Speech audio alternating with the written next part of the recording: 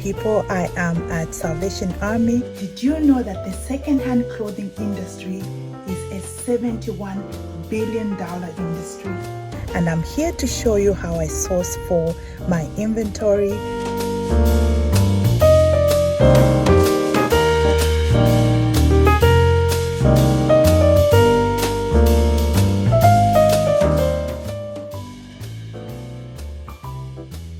Oh, hi, I didn't see you there.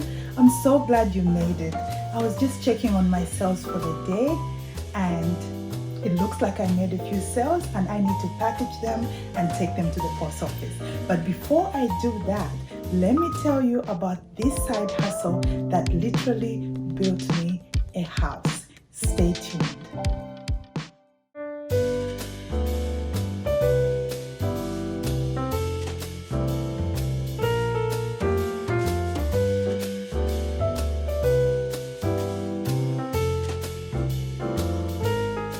So this is a side hustle that I do from the comfort of my home for the most part, and I started it with zero money. It does take some work, no clickbait here, but once you learn how to do it, you can raise enough money to do whatever project you want.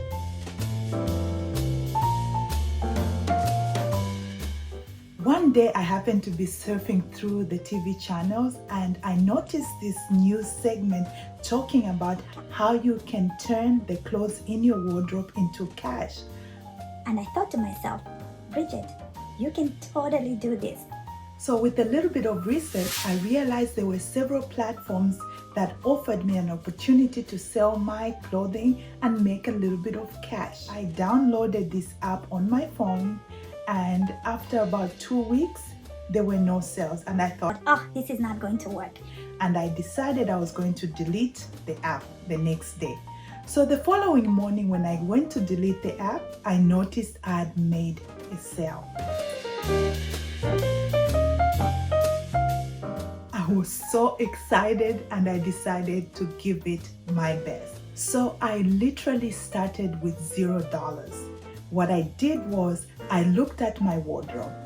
Ladies, come close. I know if you're like me, you have a lot of excess clothing in your wardrobe, and that is cash. Yes, you can literally turn some of your excess clothing into cash that will help you establish this business. So I started out with my own clothing, sold a few, and I noticed very quickly I made $100. And that was what I started this hustle with.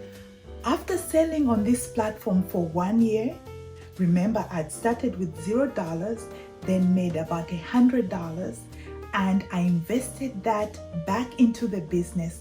And after 1 year, I was able to buy myself tickets to London, Sydney, Dubai, Los Angeles, and Lusaka in 1 year.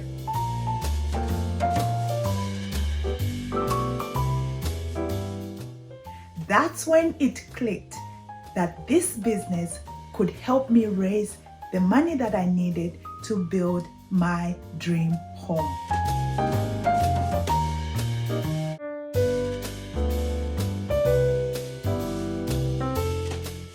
About a year into my reselling business, I started saving up for my dream home. Enough talking. Let me show you exactly how I do this.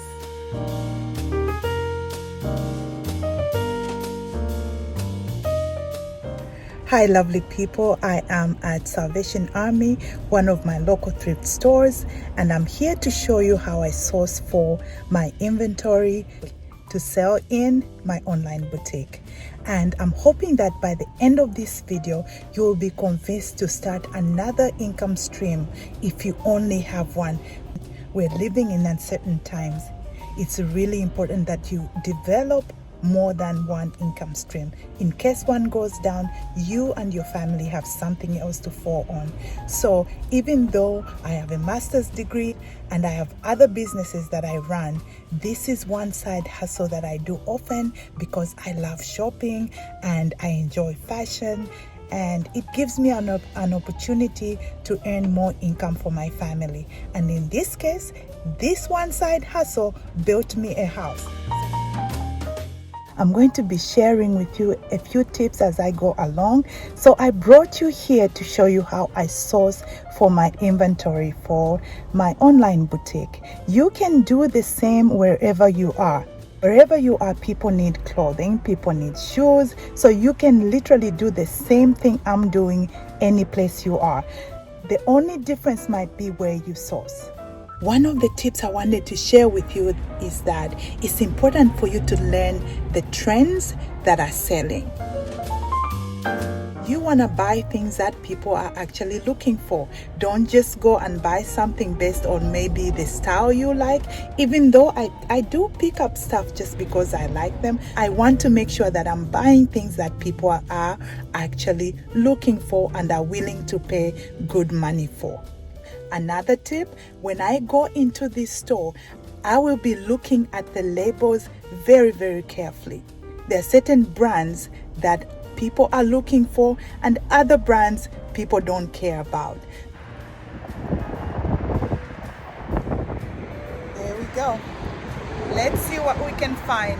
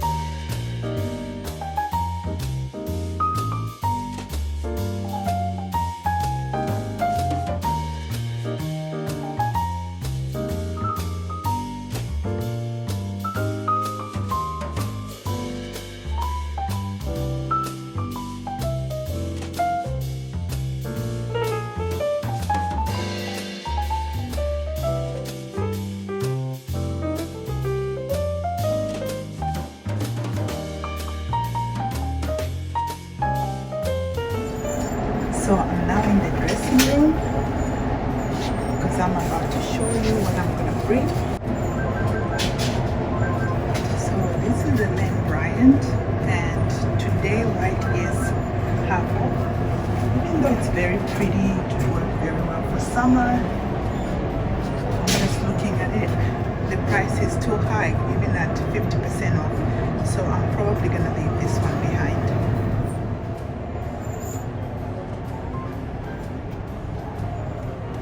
This is H&M, even though it's only $1 today, it's staying behind because that's not enough profit.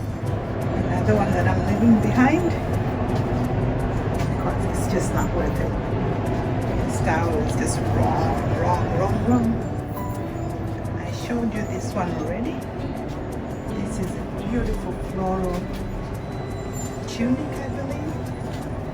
Yeah, that's a tunic. That can't be a dress, it's too short. But for that price, it's coming home with me.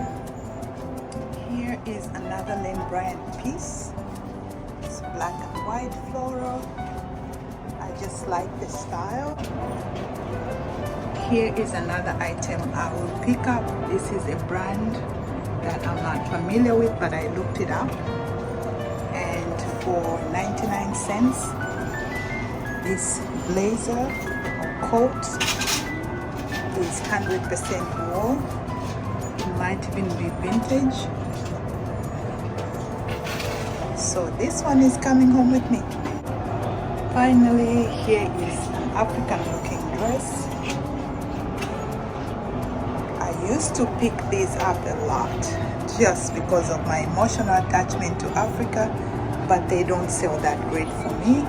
So I've learned to just leave them alone. So out of the hundreds of pieces I looked at today, these are the 3 pieces that I picked up. So So before we start off for the next store, I just wanted to do a real quick recap of what happened in there. You saw me pick up a lot of stuff, and then I went through everything to make sure that what I was buying was worth it. The whole point of reselling is finding inventory that is low priced, high quality, and on high demand. So even though some things were only 99 cents, I left them behind because I knew those brands and all the styles will not sell. So you want to go in and look for things that will give you profit as fast as possible. So you look for the trendy things, you look for the good brands that will sell for you, and just eliminate anything that will end up sitting for too long. That is a big tip. You are in the business of selling, not storing. Another place where I find my inventory is Ross. This is a store that has some high quality brands at discounted prices. Like everything else, you have to go through every item and do your research, and sometimes I've found some really nice stuff that I've been able to sell for good money. So we'll be going in there, and I am bringing you along with me.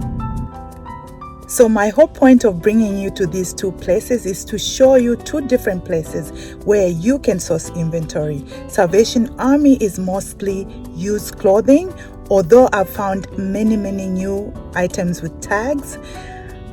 On the other hand, Ross sells all new clothing. Of course, once in a while you'll find a return, but most of it is new clothing, and that's what we call retail arbitrage.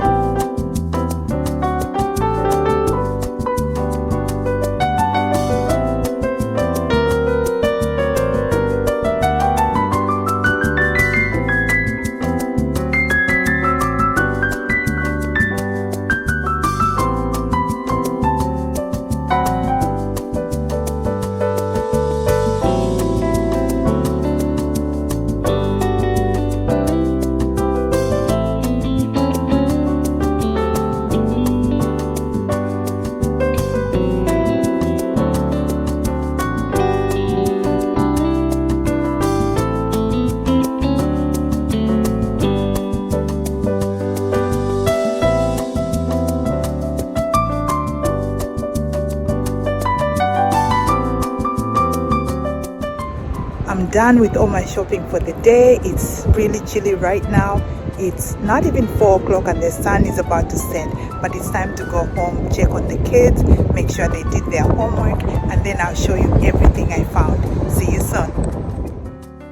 This is everything I ended up picking up for today, only 4 pieces. I am very picky with what I end up picking up. This pair of Kate Spade walking shoes, I had to look it up to make sure that this style of shoes sells for a good amount. So I picked them up, and besides they are my size, if they don't work out for sale, I will probably keep them myself. Now that you've seen my process of how I buy my inventory, the next step that I normally go through is to make sure that everything looks clean and crisp, and then I take very clear photographs. And then after that, I go to my app, create a description, a title, and whatever else is needed. And then I post.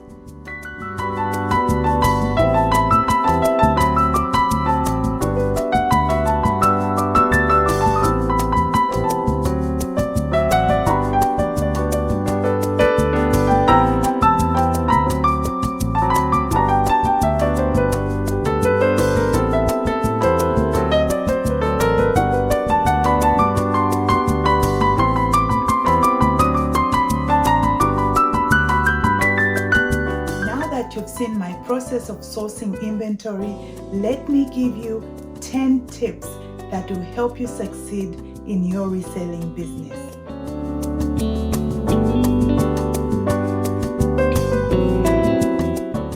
Some of these will be repeats, things I've already mentioned, and then I'm gonna add a few more. Number 1, start small. Use whatever you have at your disposal. If you have to spend any money, make sure it's the minimum amount you can afford, so that if for some reason you don't succeed, you won't miss this money too much. Number 2, detailed descriptions. No matter which platform you decide to use, make sure when you are describing your items, you are very specific. Show the condition, give the title, and any unique features of whatever it is you're selling. Buyers want to know these things. Number 3, take quality pictures. I usually use a white background. When I first started, I just used whatever I had, but now I just use a simple white background. That keeps the pictures real crisp and also make sure that the lighting is good. You don't need to buy extra equipment, just start with what you have. Number 4, keep an eye on current trends. Look at magazines, search the internet to see what is current. Just look around at people, what they are wearing, and try to match what is on demand that way. Number 5, customer service. You need to have good customer service wherever you're selling. If it's on a platform like I am, or some people do it in person, make sure your customer service is professional and prompt. Number 6, don't niche down too much. What do I mean by that? If you had to take a look at my boutique, my online boutique, you will notice that I buy men's clothing, women's clothing, some children's clothing. Why? Because I want to cater to as many people as possible. That way, if one category is not doing as well as the other ones, I still have something to fall back on. So don't narrow it down to such a specific item that if it goes out of fashion for some reason, you're stuck. So spread it out, have some classics, have some trendy stuff, have some vintage. That is how I've had my success. Number 7, be consistent. No matter which platform you use, usually the algorithms favor those accounts that post frequently. So be consistent. Even if you post 1 item a day or 2 items a day, for the most part, that's only going to help you. Number 8, have a mix of high value items, for example, designer bags, but also have low value items that are fast moving. This will keep your sales moving in the right direction. Number 9, be disciplined in saving. If you're doing this for raising money for a project, just be consistent in putting away an amount that you know will help you reach your goal. I'm going to be talking more about budgeting and savings later on, so look out for that video. Number 10, be patient with the process. Like anything in life, like any business, you have to be patient. Usually the first few weeks, the first few months, or even the first few years may not bring about the results that you're looking for. However, if you stick with it, if you learn the industry, you learn the brands, you learn how to take good pictures, it will come. The results will come. Trust me, I almost gave up within a few weeks, and I'm so glad I didn't. Let me leave you with some big numbers. Did you know that the second-hand clothing industry is a $71 billion industry? Billion with a B. Yes. So this is only going to grow according to our professionals out there who are able to focus economies. Second-hand clothing and shoes are here to stay with us. So there's a lot of money to be made. If you need a new income stream, and you've been shying away from selling secondhand clothing, I hope everything I've shared today has encouraged you to start somewhere. For this video, I stayed away from focusing on the actual platforms where you can sell because there are so many out there. Each one of those has a lot of success stories. Now, I have my own favorite, and in another video, I am going to share with you how I actually made this money from this particular platform. So you need to stay tuned for that video. In the meantime, I hope I've inspired you to start this new income stream of thrifting for resale. As always, it's been a pleasure spending time with you. And if you haven't subscribed, what are you waiting for? Please give this video a like and share it with somebody else who might benefit from it. And the reason that I'm asking you to subscribe is because it lets YouTube know that the information that I'm providing for you is valuable, and YouTube will make sure that this video is shown to as many people as possible. I'm trying to grow my YouTube channel, and any way you can help me, I would truly appreciate. It's been my absolute joy to share with you how thrifting built me a house. And for now, I wish you God blessings and see you next time. Bye-bye.